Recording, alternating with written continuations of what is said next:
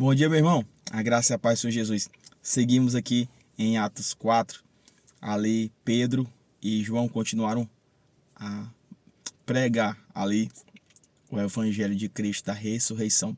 E eles foram confrontados ali pelos mestres da lei, ao ponto de eles serem presos, e no dia seguinte eles foram confrontados e Pedro, ele cheio do Espírito Santo, ele ministrou a palavra em direção ali aos saduceus, aos mestres da lei, aos líderes.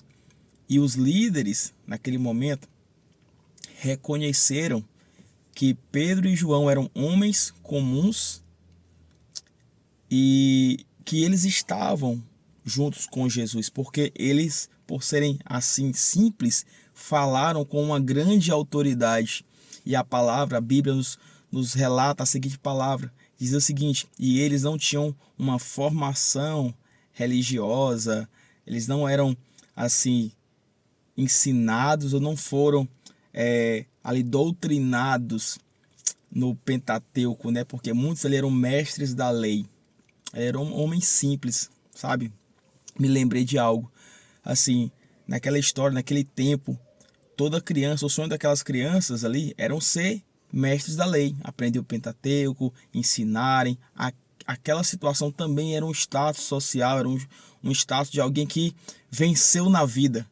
Não é verdade? Hoje nós temos muitas profissões na qual a sociedade considera como o ápice, o sucesso. Aquela pessoa venceu porque ela chegou numa determinada área, um determinado cargo. Assim como Pedro também tinha um sonho, se tornar o mestre da lei.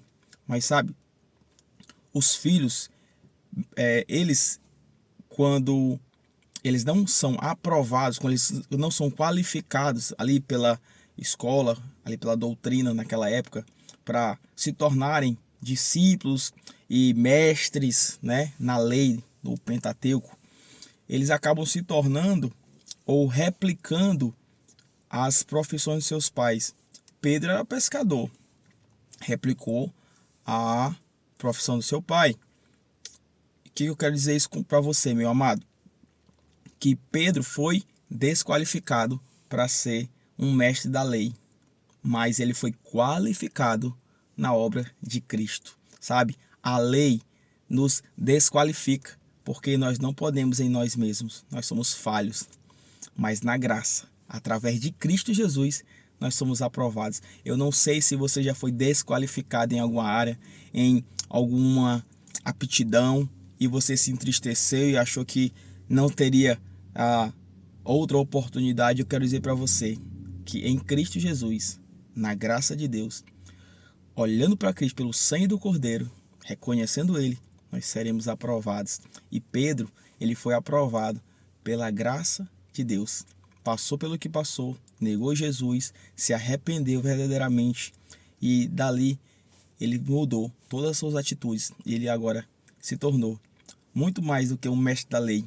Ele se tornou ali também um discípulo, um servo de Cristo, da graça de Deus. E não tem maior status, vamos dizer assim, não quero que você entenda errado, mas sermos aprovados por Cristo é o que importa, amados. A aprovação de Cristo é a perfeita de todas, sabe?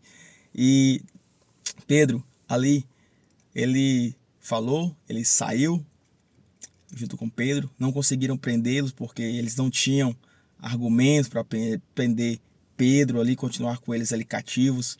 Eles proibiram Pedro e João de manifestarem, de falarem de Jesus Cristo, e eles prontamente se colocaram na ousadia, no espírito. E não podemos obedecer uma ordem sua em desrespeito à ordem de Deus. Nós precisamos falar daquilo que vimos e do que ouvimos. Continua falando para você.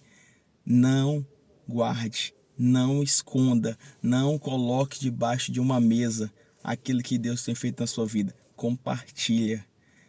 Você já foi aprovado por Deus. É Deus quem nos justifica, amados. Quero deixar essa mensagem para você. Fica na paz, em nome de Jesus. Amém?